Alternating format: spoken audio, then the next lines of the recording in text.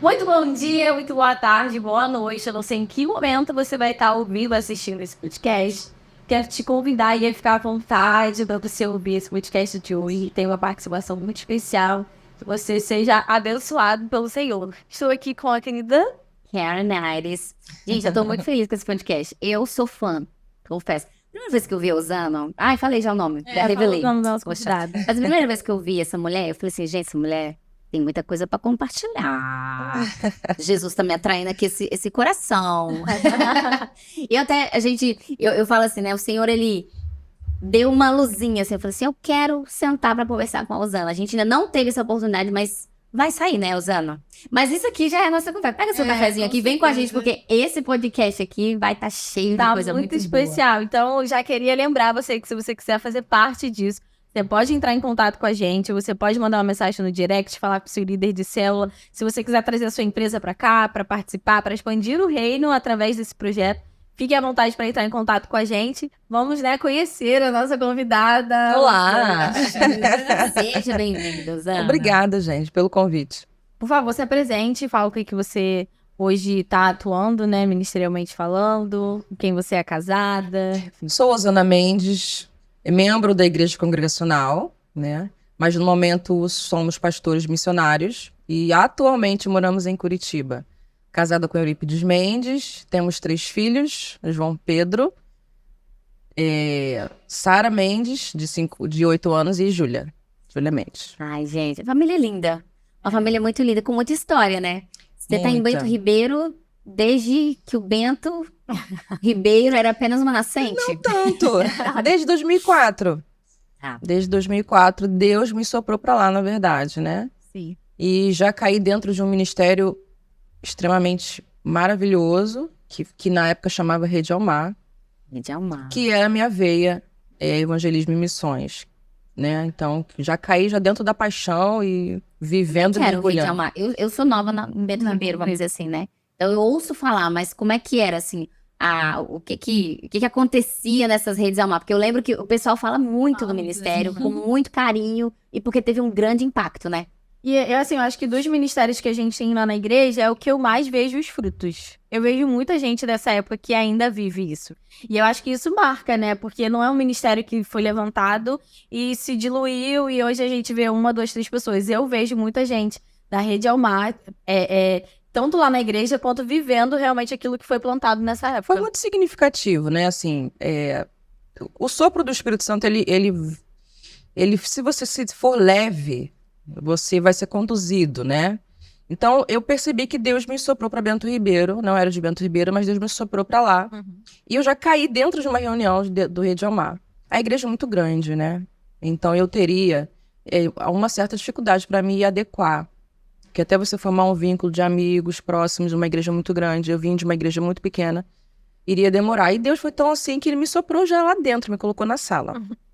E na época, coincidentemente, também já estava começando, tinha poucos meses, né? Ai, que legal. Então, e era o Cacá, pastor Cacá, que liderava a gente. Na época também tinha um conselho que liderava. Uhum. Era um ministério que tinha esse tripé: evangelismo, missões, essa questão de coisa urbana, evangelismo urbano e transcultural. Uhum. E a questão também muito na igreja, né? A gente também fazia trabalhos que representavam a igreja. Era um ministério, para mim, assim, é uma igreja dentro da igreja. Uhum. Por isso que eu me identifiquei muito. Pensa, uma igreja literalmente chamava Rede Almar. Poucos membros, todos com o mesmo coração, apaixonados por Jesus, cheio de carrapato, cheio de pulguinhas para serem retiradas, mas que tinha um bom pastor que nos acompanhava diretamente. Uhum. E estava disposto a nos conduzir nessa jornada. O Cacá foi fundamental em todos os aspectos. Eu sou eternamente grata. Minha história, assim, tem grande parte da influência dele até hoje, Uhum. porque ele nos conduziu nessa jornada de uma forma muito tremenda. Então, nós éramos conduzidos a confronto, nós éramos conduzidos ao jejum. Não sei se vocês ouviram falar do jejum 21 dias, que marcou um pouco da nossa história. Uhum. aconteceram muitas coisas que, se a gente contar, é difícil de acreditar. Éramos conduzidos a trabalhos em comunidade, éramos conduzidos a evangelizar, né, em vários tipos de comunidade.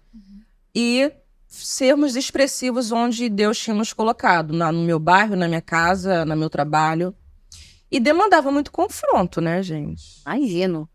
Então, assim, mas tivemos bons frutos dessa época. Quem recebeu com o coração correto, a semente caiu, frutificou e hoje gerou bom fruto. E um fruto, assim, interno, no sentido da construção do corpo de Cristo, mas também de resgate, né?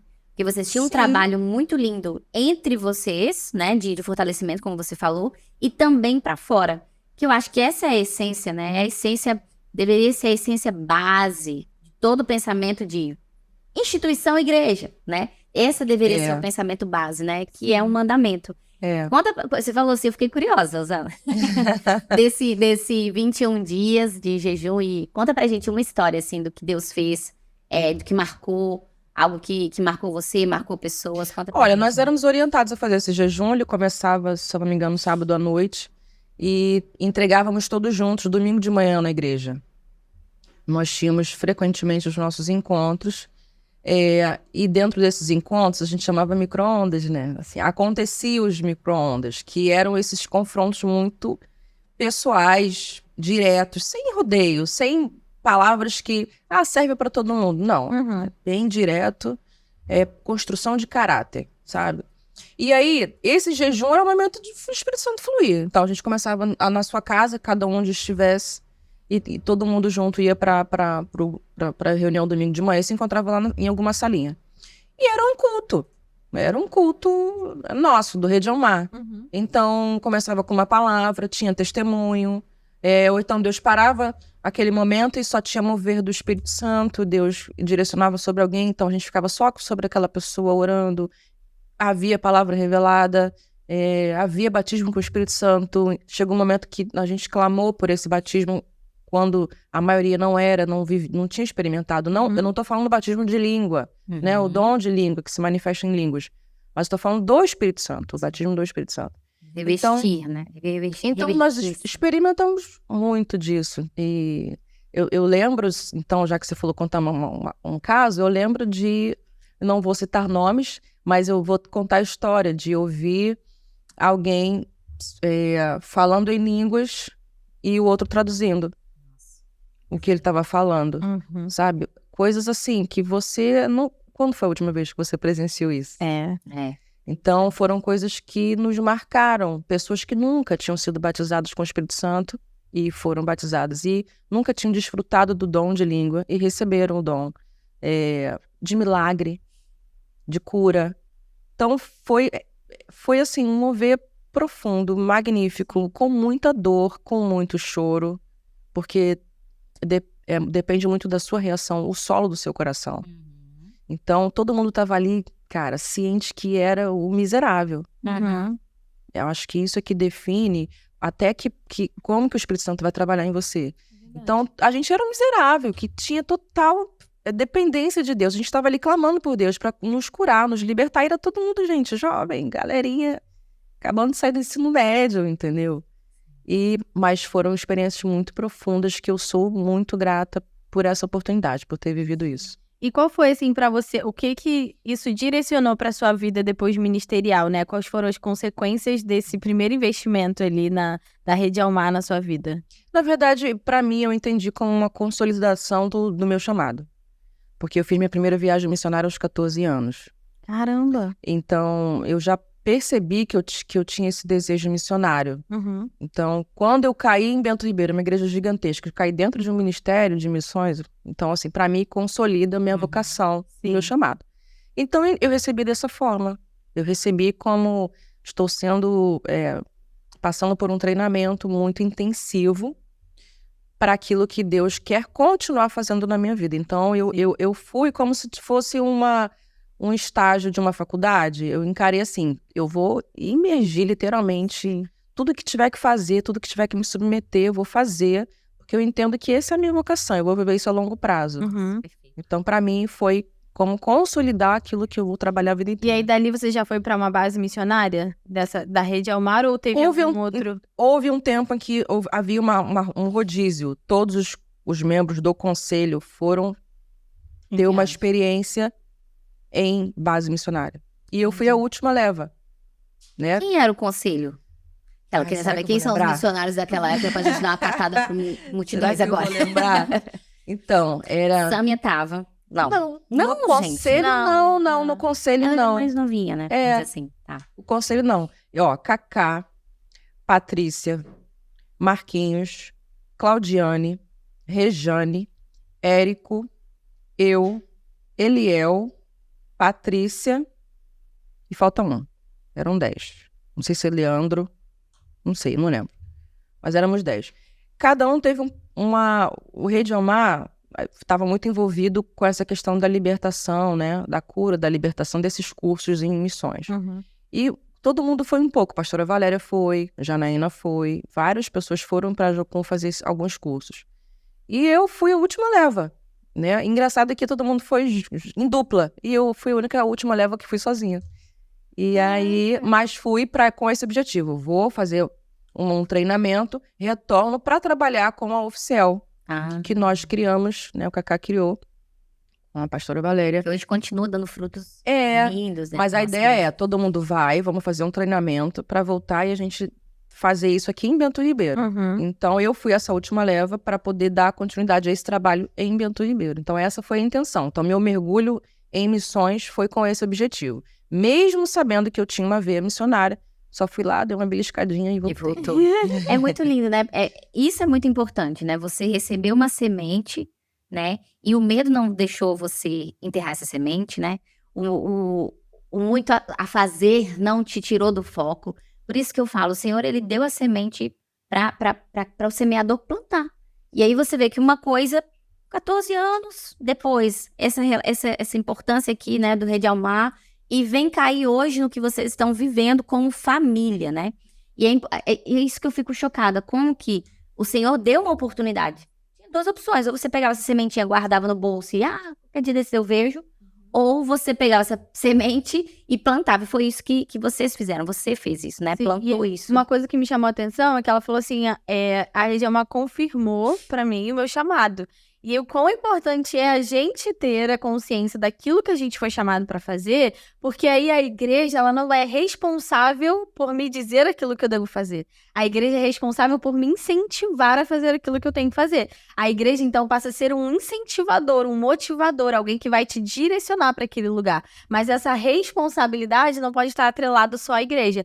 Eu preciso ter essa convicção daquilo que eu fui chamada para fazer. E aí Deus, logicamente, Com entendendo certeza. que eu tenho essa consciência, vai movimentar, te colocar naquele Isso. lugar. Né? A gente nunca transfere isso para, mas a igreja nunca investiu em mim. Isso é Mas no desculpa. que você foi chamado para fazer? Porque talvez, se você souber e direcionar isso, a igreja vai ter esse papel, né? Não pode ser, se tudo é na conta da igreja, a igreja tem que Isso. me direcionar, me enviar e cuidar de mim, fazer eu voltar. E E onde valor- entra a minha relação com Deus? E valorizar os pequenos começos, né? Não desprezar os pequenos começos. A sementinha, ser fiel no pouco, Deus mandou cuidar disso aqui, eu vou cuidar disso aqui com o melhor que eu, com o melhor que eu tenho dentro de mim, né? E não desprezar isso, porque pra mim, essa galera que fala isso, é desculpa. Eu não fui porque a igreja não me enviou, não fui enviar, e aí a gente pergunta, né? Que envio é esse que você tá esperando, né?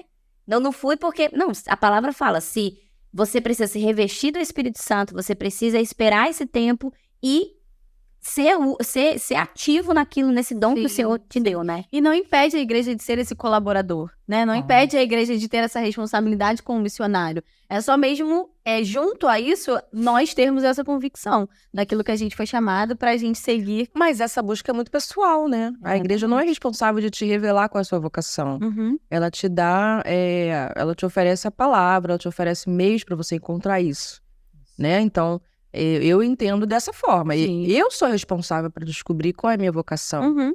qual é o meu chamado. Porque as pessoas têm um certo preconceito, talvez até engano, de que acha que a vida ministerial é só de quem está trabalhando 100% por conta da igreja. Uhum. Quem tem vocação e chamado é só quem tem vida ministerial, igreja, e não é isso.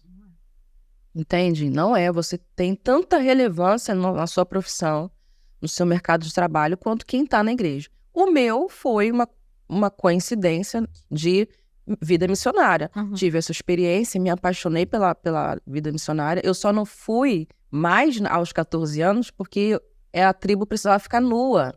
E minha mãe não deixou. Conta isso pra gente. Não, eu Onde é que- conheci um índio Isso. na minha igreja na época, na ocasião. E eu fui começar a assessorar ele. Ele fazia visitas em algumas igrejas falando do seu projeto para ajudar a sua tribo. E eu fui assessorando ele, ajudando ele. Me apaixonei por isso. Falei, eu quero... Eu pensei que ela Quero estava me apaixonando servir. pelo índio. Não, ele era muito mais velho. Eu só tinha 14 anos. E eu me apaixonei por isso, assim, aquela coisa pra fora. Não, eu nunca me vi todo dia saindo de casa pro trabalho fazendo a mesma coisa. Aham. Nunca me vi assim. É aquela coisa pra fora, de estar Sim. com pessoas diferentes, isso me chamou. E aí ele falou, vamos lá pra minha tribo? Então, vamos ficar uns 15 dias, vamos ficar uns 20 dias. E eu pedi minha mãe, né, na época. Só que eu tinha só 14 anos. E a minha mãe falou, tá, mas como é que seria? Aí eu expliquei, tá maluca. Eu falei, mãe, tá todo mundo nu, ninguém vai ter essa seriedade. Não, quando você ficar mais velha, você vai por sua conta. E aquilo ficou no meu coração. Aí, Lozana, então, ó, se você for um auxiliar de enfermagem, você já é uma médica pra gente. Então, o que você puder oferecer, qualquer coisa que você puder oferecer. Aí eu fiquei com aquilo na cabeça e no coração, eu falei, então acho que é isso que eu vou fazer. Fui em busca disso, né? Fui auxiliar de enfermagem, comecei a enfermagem na faculdade. Só que Deus foi conduzindo para que eu cuide de pessoas de forma espiritual e não física. Perfeito. Nossa. É porque começa assim, né? Deus vai primeiro ali no natural e aí ele começa a te liberar o espiritual. Você né? tem que ir discernindo o que ele quer. E eu bati muito na porta. Se a porta não abriu, se a coisa não aconteceu, eu percebi que ele me chamou para cuidar de gente de uma outra forma. E aí eu me lembro justamente de Jesus indo chamar os seus discípulos, né? Você pesca peixe, agora você vai ser pescador de gente, de alma. Né? Ele ressignifica algo que já tá ali em você. Afinal de contas, ele que fez você, ele soprou a sua história, ele já, né, antes de sermos um embriãozinho, ele já tinha escrito isso. Sendo que eu costumo dizer isso, que o chamado, né, o ministério, ele nasce no caminhar com Deus, na contemplação de quem Deus é. Então, aquilo que você tá vivendo com Cristo, de repente, você fala assim, você tá pescando homem aí, vem pescar peixe aqui, vem pescar homens comigo, né? Então, por isso, e isso é muito sério, porque a vocação, ela é intrínseca, ligada, assim, profundamente à identidade, a quem nós nos recorremos para entender a nossa identidade. Então, estar fortalecidos no Senhor, buscar em Deus quem nós somos, nos aponta o nosso destino, Sim, né? com certeza. Então, isso é muito sério. E você que está nos ouvindo aqui, isso é muito sério você entender. Que não é uma estrelinha na testa. Nada acontece por acaso. Existe um caminhar. E existe um caminhar com Deus para que essas coisas aconteçam, né? Se Deus está te direcionando para esse caminho aqui, tu tá lá no caminho para lá, como é que ele vai, né? Como é que vai ser permitido essa vivência do que ele quer para o fim, né? Se você tá puxando pro outro lado, então... E assim, uma coisa que sempre me chama a atenção nesse sentido de Deus faz as coisas com um propósito, é que eu percebi que eu estudei 4 anos para concurso militar, para no último ano, para eu fazer a minha última prova, Deus pediu para eu abrir mão de fazer a última prova, porque não era isso que ele queria pra minha vida. E eu falei, vamos fazer o seguinte, que a gente faz acordo com Deus, né? Eu falei, vamos fazer o seguinte, eu faço essa prova. Eu não passo, e eu vou viver minha vida. E Deus falou, não, eu quero que você abra mão de fazer a última prova. E aí, no último dia de inscrição, eu falei, não vou aguentar, Deus. Eu vou entrar e vou fazer minha inscrição. E não entrava por nada no site. O mesmo e-mail que eu usei por 4 anos não entrava no site. Eu botava senha e não entrava. E eu, desesperada. Senhor, não faz isso comigo, são 4 anos e tal. Enfim, entrei em crise, saí da crise, fui viver aquilo que Deus tinha pra minha vida. E hoje eu sou líder de uma célula de 7 meninas que estudam para concurso militar. E às vezes elas falam, eu não posso ir pra célula. Eu falo, eu entendo você. E às vezes elas falam, eu estou desesperada porque eu tenho muita coisa para estudar. E eu falo, eu entendo você. Então assim, quando eu olho, eu até fiquei arrepiada. Porque assim, eu olho pra essas coisas e eu falo assim, olha que Deus de cuidado. Eu vou deixar você estudar, você tá cismada com isso, eu vou deixar você estudar, mas isso vai te servir pra alguma coisa lá na frente. E aí, quando eu encontro essas meninas, e elas falam pra mim assim, Raquel, passei, que foi o caso de 2 meninas da célula, eu passei. Gente, meu coração parece que fui eu que passei. Eu falo assim, ai, meu Deus, fico tão feliz, é a minha felicidade. Às vezes eu vejo os vídeos, as fotos, e eu falo assim, gente, é isso o propósito das coisas. Às vezes a gente não entende naquele momento. Mas quando a gente vai ver, Deus arrasta a gente pra uma missão que a gente fez de algo lá no início, sabe? Então, o Deus de propósito é esse Deus. Ele vai juntando todas as peças daquilo que muitas das vezes até a gente quis, mas ele permitiu pra lá na frente ter um propósito muito maior, né? Quando você foi, depois desse tempo no Rede Amar e tudo, você foi enviada para Jocum para experimentar esse Curso. prático, né? Esse curso. Uhum. Depois que você foi para lá, você voltou? Como é que foi isso? O que aconteceu depois desse tempo? Aconteceu que eu conheci a Eurípides. Então, eu fui sozinha, né? Na verdade, lembrei da outra pessoa, Felipe Augusto, que compunha... Acredita que eu ia falar o nome dele? Felipe eu falei, será que Augusto. não era também nesse momento? Felipe Augusto, Felipe. compunha também o grupo. Eu fui sozinha, essa última leva que foi para Jocum. Fiz um curso na época, a EFAL durava 28 dias, não é como hoje. Uhum. Então, conheci outras pessoas. Para mim foi um desafio, porque tímida, né? Você tinha quantos anos? Boa pergunta, 22? Jovem. 22. Aí foi a primeira vez que eu fiquei muito tempo longe da minha família, né? Tão distante e sem ninguém, absolutamente. E aí fiz o curso, tudo mais. A Eurípides é da mesma turma que eu. Conheci amigas que, inclusive, hoje nós somos próximos e moramos próximos em Curitiba. Tá, fiz o curso, conheci a Eurípides, tudo bem, nada aconteceu, até porque eu estava num processo de abrir mão de muita coisa, como você falou. Quando eu cheguei em Bento Ribeiro, o meu processo foi de cura. Eu estava saindo de um noivado que foi muito intenso, eu estava abrindo mão da faculdade, como Deus pediu, e abrindo mão do trabalho. Foram 3 coisas no mesmo ano. E eu precisava muito de ajuda mesmo para lidar emocionalmente com tudo isso. Então eu já estava dentro desse processo, abrir mão dessas 3 coisas. Tranca a faculdade, sai do emprego, termina esse noivado que não é o que eu tenho para você. E aí caí dentro do Rede Amar. Então eu estava ali nesse processo de cura ainda também para mim, pessoal. Então absolutamente não estava de olho em nada, nem não era no meu interesse. Voltei. E quando eu voltei, caí dentro, mais uma vez, mais presente na liderança da IFAL, não, da Oficial. Oficial. Aí eu caí mais ali apoiando a liderança. Ok, trabalhando mais intensivamente, como a gente já sempre trabalhava. Não, a gente não tinha final de semana, né, gente? Nós não tínhamos final de semana, não tínhamos feriado. Nós vivemos isso em Rede Amar. Não existia isso. Era sempre fazendo alguma coisa. Então eu vim muito mais para a liderança da Oficial.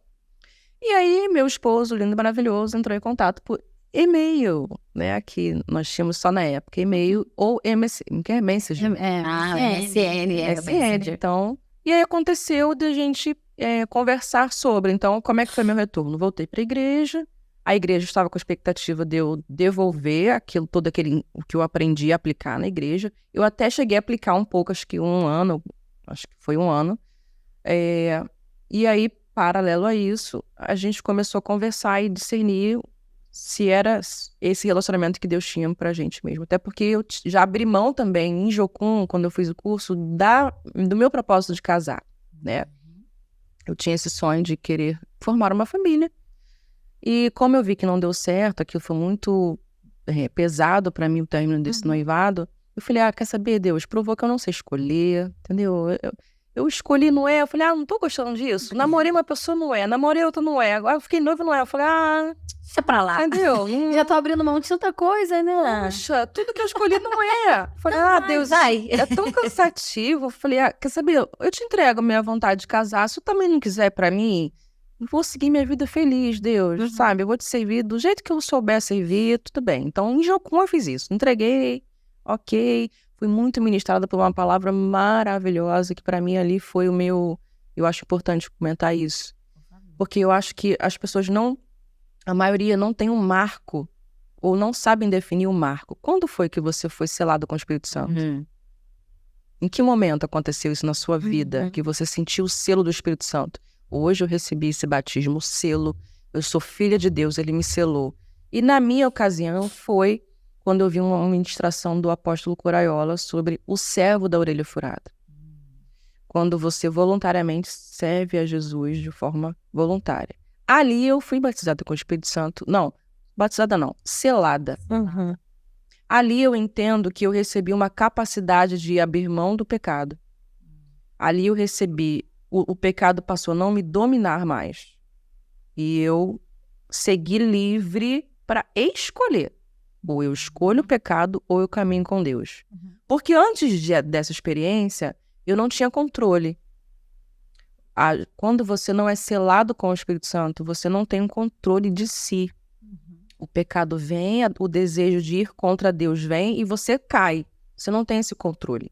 Mas quando você é selado com o Espírito Santo, a Bíblia fala, Deus te dá o poder de ser chamado filho de Deus. E agora o pecado cabe você dominar. Você recebe a habilidade para dominar esse pecado.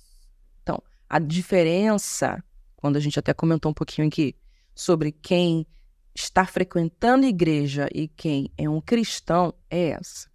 É a habilidade de dizer não ao pecado. Você consegue dizer não ao pecado. E a minha experiência foi em Jocum. Lá eu fui selada com o Espírito Santo, então agora eu conseguia dizer não para aquilo que me fazia mal, para aquilo que era pecado na minha vida e comecei a andar em direção cada vez mais próxima à vontade de Deus. Então agora o pecado é uma escolha, é um acidente, literalmente. Você tropeça, Sim. Você não se joga. Não, porque aquele que vive pecando, esse não conhece a Deus.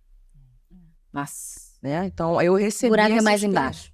É. Literalmente. Eu recebi essa experiência. Ó, Rosana, agora você só vai cair aqui agora de novo, se você quiser. É. E agora eu te dei o poder de dizer não. E é uma experiência muito significativa que muitos cristãos não sabem em que momento aconteceu isso, ou se aconteceu. Sim, e assim, acho que o mais importante é a gente estar disponível para viver isso. Porque tudo aquilo que a gente quer viver em Deus, Ele é o maior interessado em liberar. Ele é o maior interessado em nos selar dessa forma. Ele é o maior interessado em fazer com que a gente tenha o domínio daquela situação ali, né? Então, se a gente estiver disponível a viver isso... Só que eu assisti uma pregação, assim, dessas curtinhas que aparecem, que falava assim, o preço de você ser curado. E tem gente que não quer pagar o preço de ser curado. E aí ele citou o cego que Jesus curou e perguntou assim, você quer ser curado? E aí todo mundo fala, nossa, mas que pergunta, né, quer ser curado? Ele fala, não, é porque a partir do momento que ele é curado, ele não pode mais sentar e pedir esmola. Ele tem que levantar e trabalhar. Então tem gente que não quer ser curado. Tem gente que quer ficar naquele lugar. Então tem gente que quer falar assim, mas isso aqui me domina. Isso. Eu não tenho forças para enfrentar isso. Isso aqui é muito maior. Mas quando foi esse momento que você falou assim, eu não quero mais que isso me domine. Eu não quero que isso aqui seja mais forte. E aí entra a diferença de você ser vítima e você ser sobrevivente. A vítima, ela é vítima porque ela não sobreviveu, né? Tipo assim, ela não ultrapassou, ela não superou a situação da vítima. E isso vai para o nosso dia a dia também, né? É muito, quase assim, se torna às vezes mais confortável ficar no lugar da vítima. Sim. Sendo que o Senhor, Ele te deu a autonomia, né? Ele te capacitou. Quando você entra para a família de Cristo, você busca se revestir, é justamente isso. Se revista de poder. Poder para quê? Para não ser mais vítima do pecado. Sim. E sim, se levantar e falar assim, não, eu escolho não isso porque Deus me fez livre. Eu sou livre porque Deus quer que eu seja livre, né? Sim. Não é simplesmente para ficar nessa posição de coitadinho, né? Sim. E às vezes isso é muito sério, porque a gente leva isso para tudo, né? A gente se coloca nessa, eu não consigo, eu não posso, porque a minha história é isso, porque minha mãe é isso, porque meu passado é aquilo. Sendo que o Senhor falou, tudo já ficou para trás, todas as coisas são novas. Então se levanta nesse poder que Deus te deu e vai, né? E como foi pra você, assim,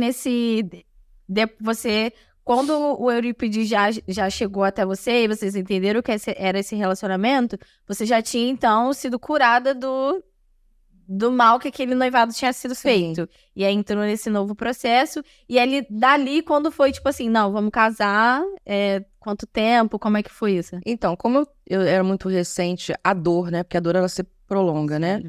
E o Rejomar teve um grande papel nisso, assim, de te ajudar a digerir a dor e também não ficar vítima da dor, né? Então, tinha muitas palavras de cura, muitas palavras de rejeição, sobre paternidade, sobre filiação. Então, todas essas ministrações, nós éramos curados. Então, eu fui muito pastoreada nesse sentido. E aí, de fato, aconteceu. Deus, tem um cara que tá me mandando e-mail, entendeu? Eu não fui pra lá pra isso, Deus.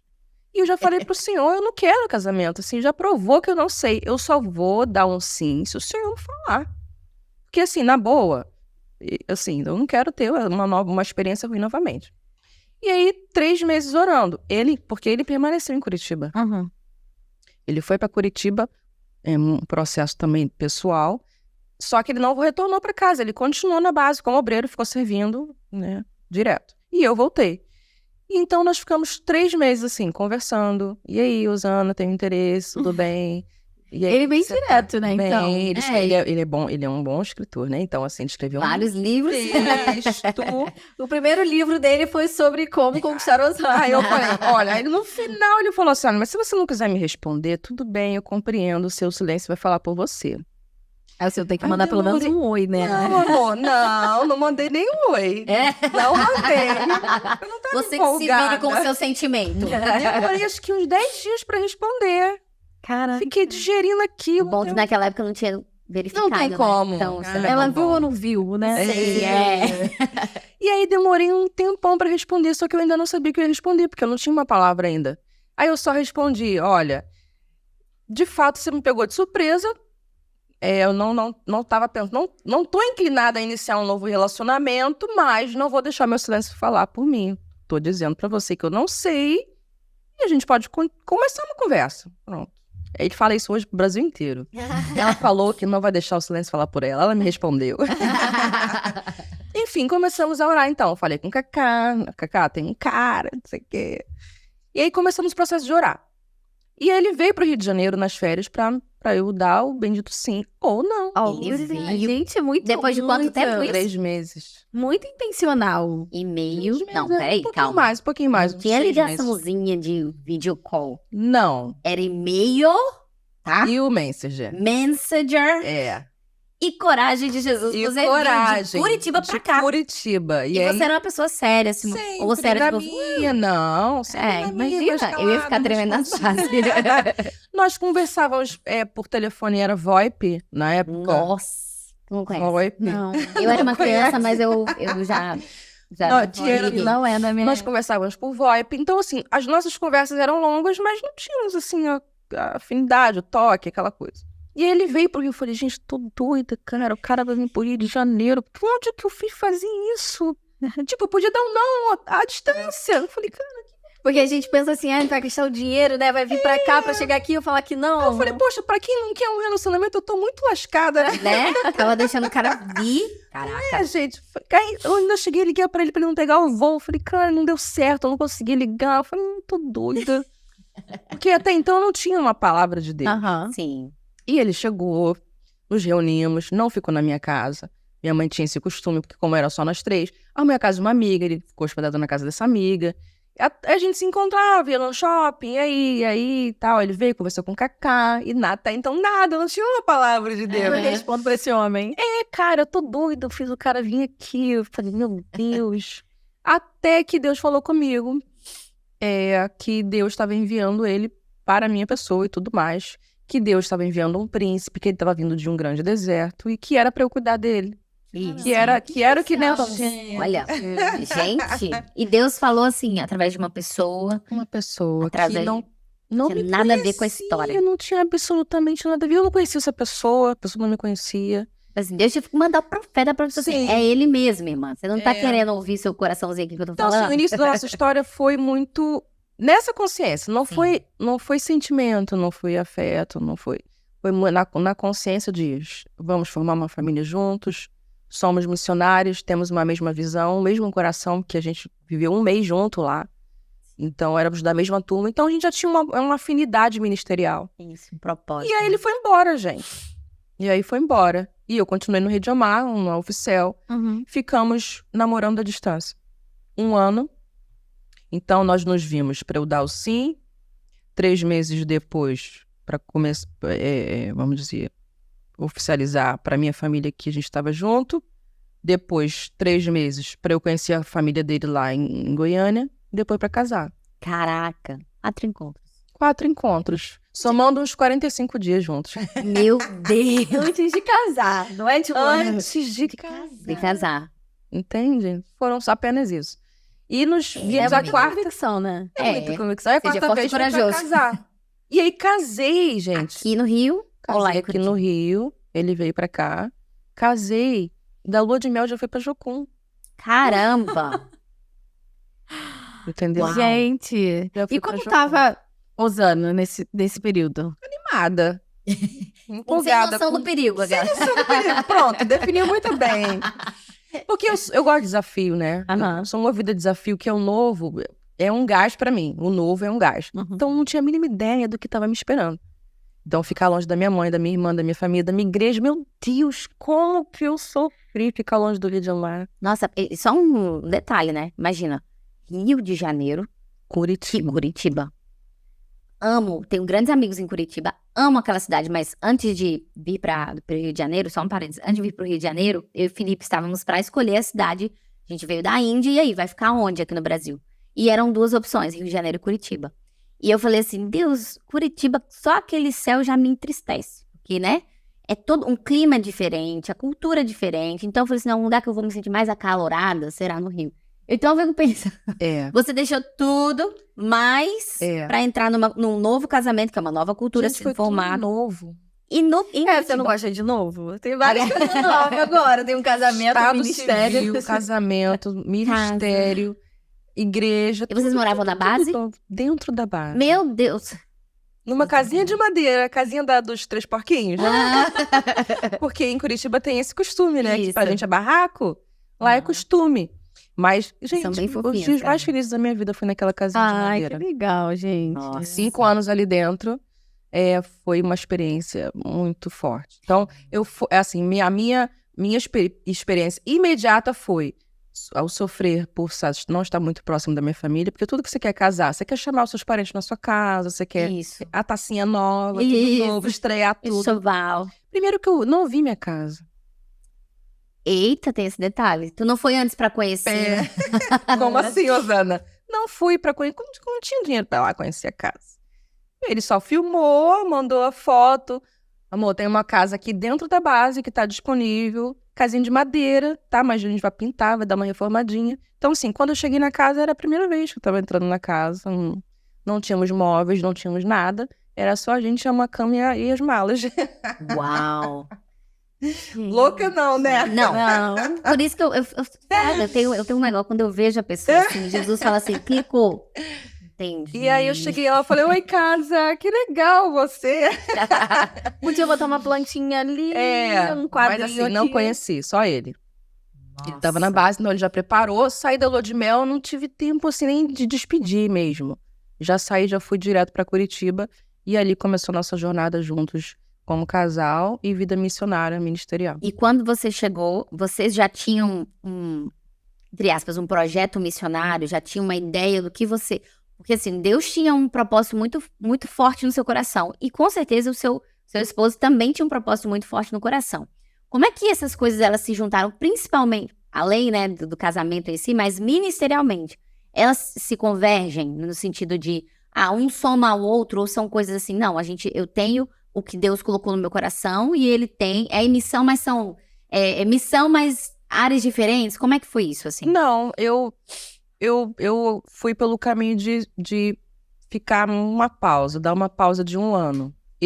Sim, Então, eu já fui sabendo que eu ia ficar mais em Uhum. casa. tá. Vivendo mais o processo de conhecê-lo, porque eu sabia que eu precisava conhecê-lo. Sim, tinha É. perdido esse... Eu nunca tinha vivido assim, vamos para um cinema? Verdade. Vamos em tal lugar? Não vivi isso, gente. Esqueceram que eu não vivi isso? Verdade, era só 4 dias. Não, e foi super, não, e super sábio. Então, eu já Super fui com essa sábio. cabeça. Olha, eu vou só estar em casa, tá? Posso te acompanhar numa reunião aqui, numa reunião ali, mas eu tô mais off. E ele não, ele já estava num trabalho, numa escola que é o carro-chefe de Jocum. Tá. Então, ele já estava liderando esse carro-chefe de Jocum lá. E eu ali em casa, cuidando dele, cuidando da casa, me familiarizando mais com o lugar, com o frio. Sofri muito com o frio. Carioca da Gema no Curitiba. Chorava todos os dias. Gente, eu chorei primeiro ano todo dia. Oh, meu Deus. Eu contei. Todo dia eu chorei por alguma coisa. Saudade de Bento Ribeiro, saudade do Rio de Janeiro, saudade dos meus amigos, saudade da minha família. Chorando de frio. Enfim, então meu primeiro ano não houve esse, vamos dizer, conflito ministerial. Porque eu fiquei off e ele ficou on. E aí no meu segundo ano fui fazer a escola, que é o carro-chefe do Jocum para você entrar ser obreiro. Fiz essa escola, fui aluna. E depois disso já trabalhei junto com ele. Já são quantos anos desse ministério casamento Família e barra? casamento, né? Porque tudo junto. Vamos fazer 16 anos. Uau, Tem 15 anos e meio. caramba. Caramba, gente, Nossa. muito especial, né? Eu fiquei assim, muito. O que mais me impactou foi realmente a convicção. Sabe por quê? Às vezes a gente espera ter um outro tipo de coisa, sabe? Às vezes a gente, pra casar com alguém, pra estar com alguém, a gente espera. Ai, eu não senti aquele negocinho, mas você não precisa sentir esse negocinho, você precisa ter convicção de que aquele é o homem que você quer ter pra sua vida. Ele soma na sua vida. Lógico que o sentimento é muito importante, né? Se você tem um contato com a pessoa direto ali. Mas a convicção que ele tinha, porque ele teve um mês. Ele podia, no teu último dia, ter falado assim, olha, tu vai embora, mas eu já quero te dizer aqui que eu tenho... Não, você chegou, ele te mandou um e-mail, ou seja, ele provavelmente deve ter esperado esse maturado. Deus falado, exatamente. Deus, olha essa mulher. Né? Tipo assim, ó, é parecido com aquilo que eu falei contigo, entendeu? E aí Deus vai movimentando todas as coisas, e aí você fala assim, olha, eu não tenho uma palavra, porque às vezes a gente vai no sentimento e esquece da palavra. Mas Deus opera nas duas formas. Isso foi um conflito também pra mim. Sim. Cara, será que eu não tô muito louca? Será que eu não tô vendo que Deus tá agindo só de uma forma? Sim. E eu consegui compreender que Deus age quando você escolhe e quando ele lidera. Graças a Com Deus. certeza. Eu experimentei Deus me liderar. Mas tem pessoas que também têm um casamento muito sólido, muito de Deus, e escolheram um ou outro, Sim. tiveram a experiência de escolher. Mas Deus é soberano sobre os dois. Isso. Com certeza. Não muda. Porque Quem diz que o sentimento que ele colocou em você pra você escolher não veio dele? Exatamente. Isso eu ia falar. Exatamente. Então, eu tive que compreender que ele é soberano. A minha experiência, que eu não falo que é a correta.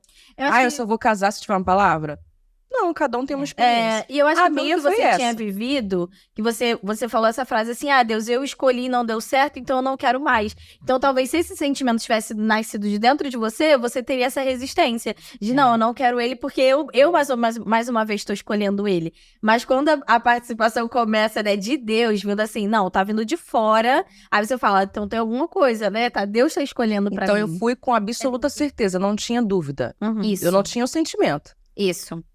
Sim. Convicção. E aí é uma coisa muito que eu fico pensando, vocês falando, eu tava pensando aqui, né? Que os nossos sentimentos, eles são sinalizadores, mas não a direção. Sim.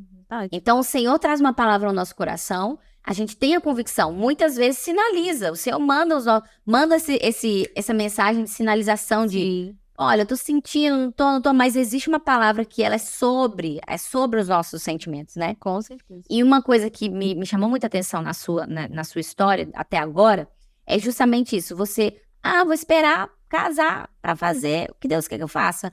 Não, só quando isso acontecer que eu faço isso. Não, você mergulhou literalmente de cabeça, né? E ao mesmo tempo, você falando, né, que chorou todos os dias. E eu falo, eu tenho certeza que hoje, pelo que a gente ouve, conversa, pelas conversas de corredor, né? Eu tenho certeza que você tem colhido com muita alegria, os feixes cantando, né? Porque a consolidação ministerial, aquilo que vocês, como família, têm vivido, né? Eu falo de um lugar distante, mas é engraçado, porque de longe a gente consegue ver o brilho da sua família. É verdade. Então, eu olho assim, eu fico assim, caramba, Deus. Eu, como missionária, que vive a Carla já quer se emocionar.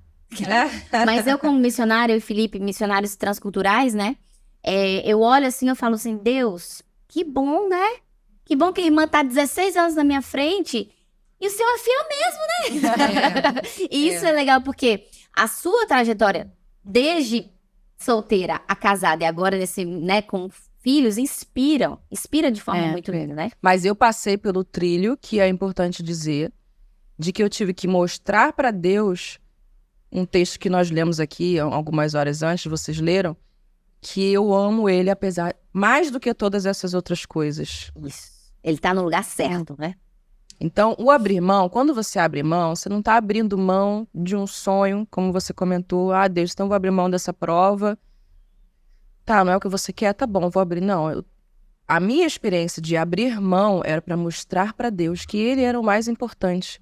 Mais importante do que o meu trabalho, mais importante do que o meu noivado, mais importante do que a minha família. Sim. Ele era mais importante do que tudo, até de mim.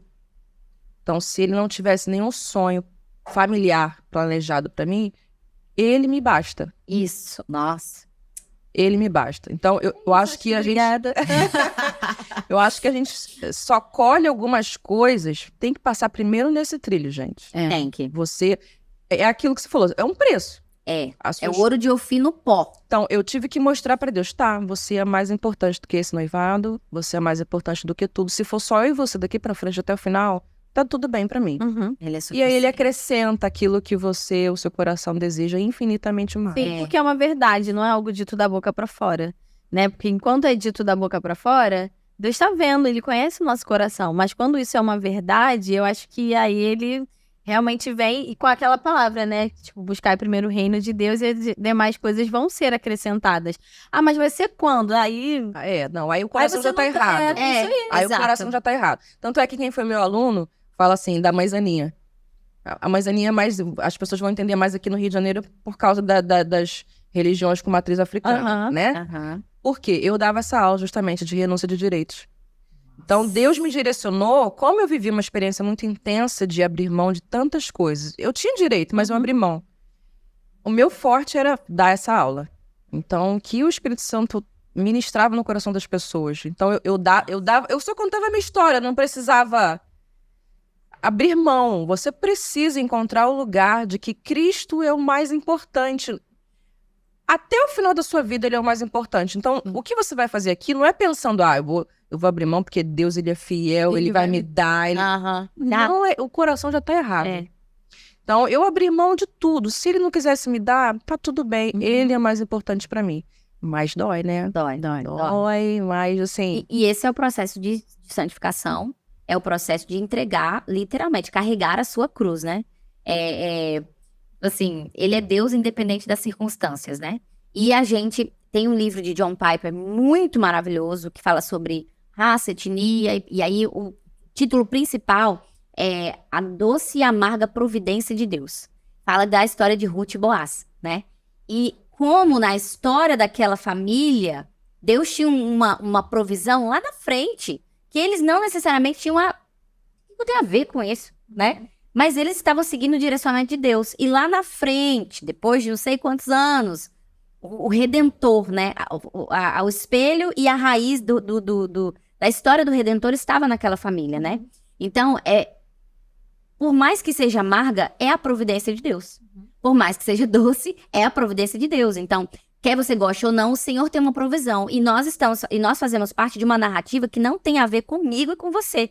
Nós não somos o centro disso, né? Nós somos coadjuvantes, temos o privilégio, na verdade, de fazer parte dessa narrativa como cooperadores, né? Então, isso é um lugar a gente precisa de muita maturidade, humildade. Tem que ser crente pra Mas entender esse é o de fato. centro do evangelho, exemplo. Esse momento aqui agora, nós não somos o objeto final. Isso. O objeto final. Eu não sou o objeto final. Então, se tudo que a gente estiver fazendo aqui agora não revelar ele, Acabou. não tem nenhum sentido. De peso de eternidade. É. Então, uma das minhas pautas de vida, quem me conhece, caminha comigo há muitos anos, sabe, tá muito próximo à dor, a sofrimento. Porque a entrega gera isso, né? Você sente, você dói. Não é confortável. Então, eu decidi ir por esse trilho. Eu vou entregar tudo. Eu quero que ele, de fato, de verdade, seja o que eu mais amo na minha vida. Agora, o que ele vai fazer a longo prazo... E isso não acontece só uma vez, tá? Essa entrega e essa renúncia, ela é constante. Então, vida de evangelho que não tem dor, que não tem sofrimento, que não tem entrega... eu tenho minhas... É um sino ressoante, né? E assim, Sem sentido nenhum. É só um sino batendo. É isso, e isso é uma coisa que meu coração se apega muito. Nós queremos realmente viver para a glória, em harmonia com os céus, ou a gente só quer ser aquele sininho batendo? Tô aqui fazendo um barulhinho que eu acho que pode ser para Deus, né? E no final da vida, de tudo, você fala assim, quem que é você? Não te conheço. Estava lá embaixo só batendo sino, em vez de fato ter um significado naquilo que você está fazendo, né? Então, assim, se hoje eu posso dizer, se eu carrego uma bandeira, quem me conhece, se hoje eu posso dizer assim, olha, qual é a bandeira da Usana? É renúncia. Quem me conhece sabe. Constantemente na minha vida eu experimento alguma fase de eu ter que abrir mão de alguma coisa por Jesus, sabe? E às vezes é essa questão muito que está em pauta hoje, que é qual é o espaço da mulher dentro da missão, qual é o espaço da mulher como esposa missionária, qual é o espaço da mulher agora como mãe, onde ela se encaixa, o que ela vai fazer? Ela submete ou ela é paralela? Então, eu tenho olhado para a minha história, principalmente olhando hoje que eu tenho vivido, Deus está escrevendo algo tão legal, tão humano, tão sensível, é humano. Então, o que eu estou vivendo hoje não é sobrenatural. O que eu estou experimentando hoje de vida pessoal não é uma coisa distante. É aqui, tá doendo, mas tá doendo porque tem um nome que se chama Jesus e ele tá me marcando. E eu posso falar para você, hoje eu trago algumas marcas das minhas escolhas. Ai, quero chorar. Sabe? E essa é a minha frase, assim. Se eu puder falar, onde eu puder falar, eu falo que existe um espaço para a mulher, existe um espaço para a mãe, existe um espaço para a esposa, existe um espaço para ser missionária, mas Jesus precisa estar no lugar certo. Nossa, isso é muito, muito interessante mesmo, Rosana, porque eu, nesses últimos meses aí, eu passei umas situações muito difíceis de dor. E o Senhor falou para mim, agora você desceu um pouquinho mais as águas. Agora você batizou um pouquinho mais, né? Você tava descendo aqui, ó. Agora você desceu um pouquinho mais. Não subiu, você desceu. E pra mim, porque pra mim era assim, as escolhas que eu tinha pra colocar na minha mesa ia doer do mesmo jeito. A renúncia era a mesma. Sendo que uma ali ia dar uma aliviada, mas depois eu ia, né? Então, o Senhor falou pra mim assim, você quer fazer... Eu te dou a opção, mas você quer fazer a minha vontade...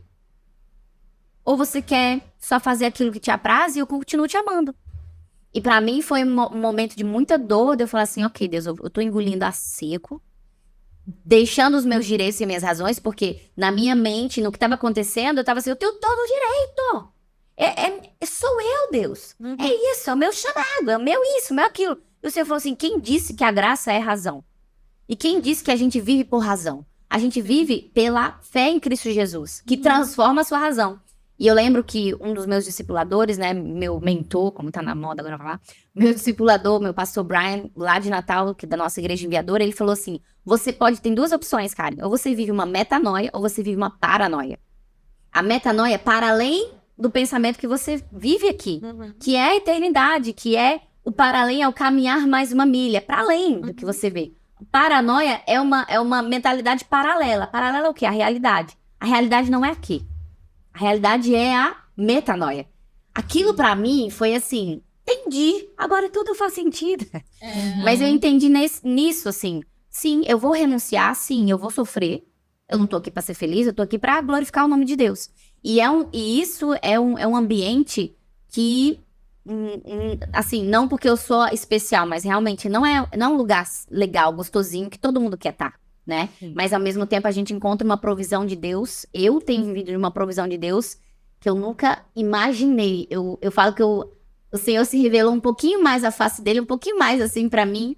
E eu me sinto muito, muito completa. Apesar de ser uma escolha que aparentemente o mundo fala, você tá louca?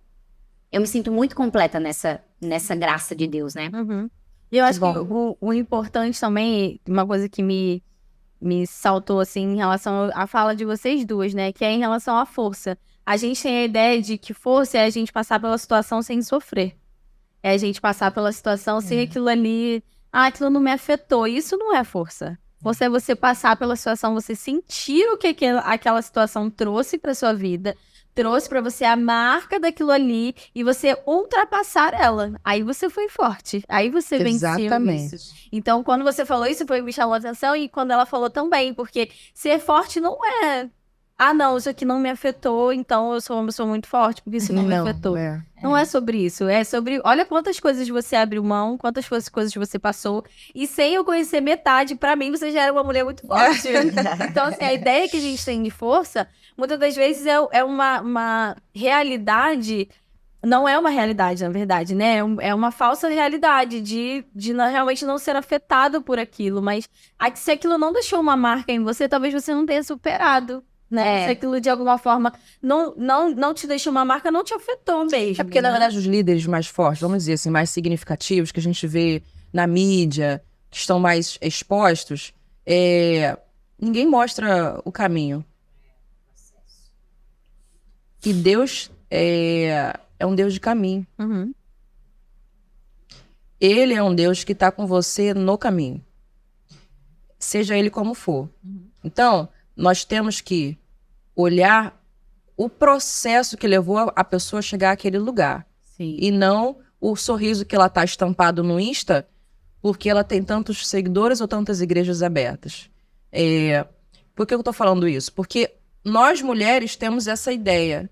Para eu ser uma mulher forte, para dar conta de tudo, do meu trabalho, ministério, seja lá o que for, cara, nada disso me abate, meu amor. Você entendeu? Pode vir com tanto, com mais, que eu tô aqui. Muito pelo contrário. Se eu quero fazer parte de uma história de Jesus aqui, essa história é, mesmo chorando, eu faria tudo de novo. Uhum. Se tivesse que abrir mão de tudo isso e chorar de novo, eu choraria. Se tivesse que caminhar de novo isso, eu caminharia, porque ele é o meu tudo. E eu quero mostrar para as pessoas que a gente que dói, gente.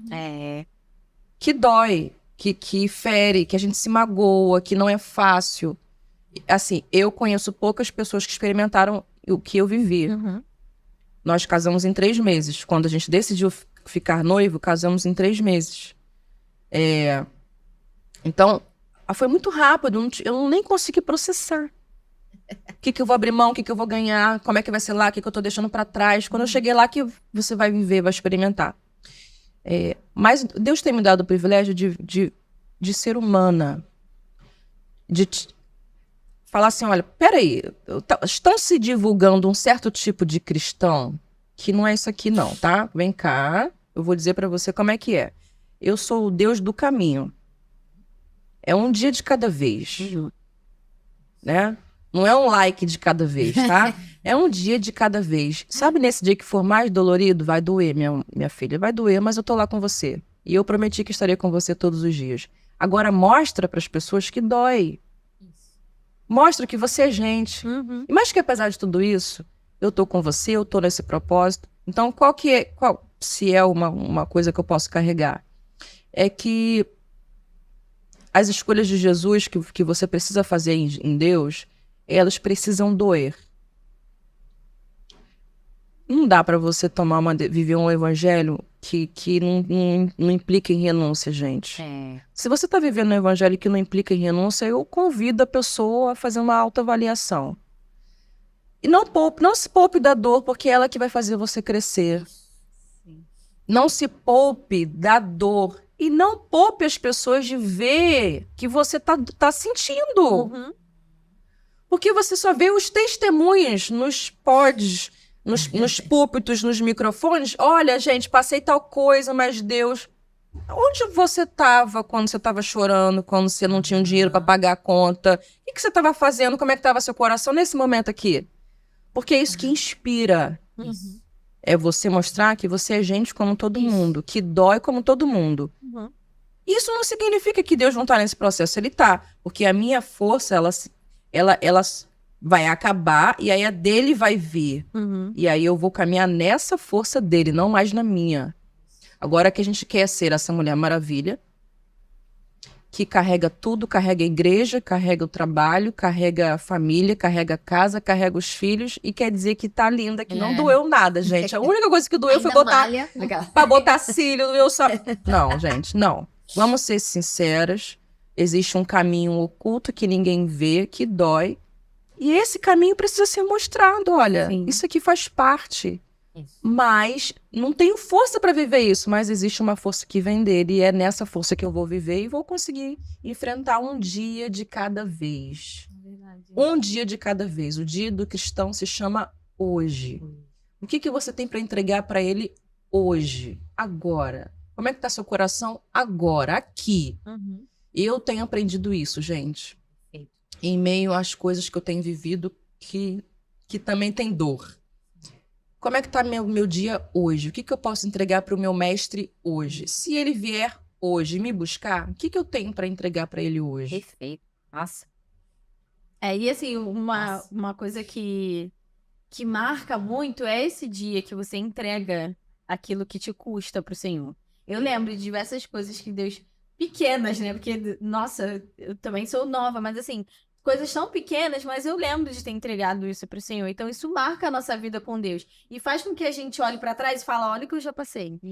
Eu vou passar agora, mas amanhã é outro dia. Amanhã o Senhor vai me renovar. Amanhã o Senhor vai trazer. Então, diversas situações que eu passei, e até hoje na liderança dos jovens que acontece, eu falo assim, Deus, amanhã...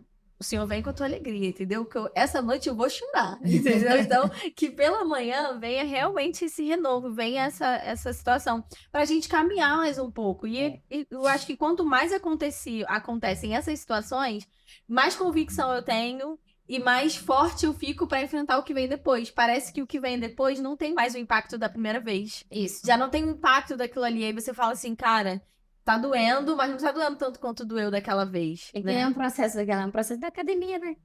Você malhar, pra você ficar forte, você tem que pegar peso e o músculo tem que rasgar. Senão. Vem a dor, né? Sabe uma história que me vem à memória aqui? Uma história bíblica. É quando aquela mulher derrama aquele perfume. Isso mexe muito comigo. Renúncia, né, gente? Renúncia mexe muito comigo. Eu acho que é o meu carro-chefe. Assim, sabe? A palavra que me pulsa, que me motiva. O que é de mais importante que você já derramou para ele? Que você já derramou nele? Então, quando aquelas pessoas viram aquela mulher derramando algo que era tão precioso, que poderia até mudar a história dela financeiramente. Que não a faria mais... se prostituir, se vender, se aquele dinheiro bem aplicado poderia mudar a história daquela mulher, deixar ela não ouvir mais tantas coisas ruins, mas ela decide pegar aquilo que era de mais valor e derramar aos pés daquele que ela entendia ser uma resposta para ela, o Criador, o Salvador, e ela pega o que tinha de mais importante e derrama. Esse é o caminho do evangelho. Em algum momento da nossa vida, mesmo cristã, estou falando de alguém que já encontrou Jesus.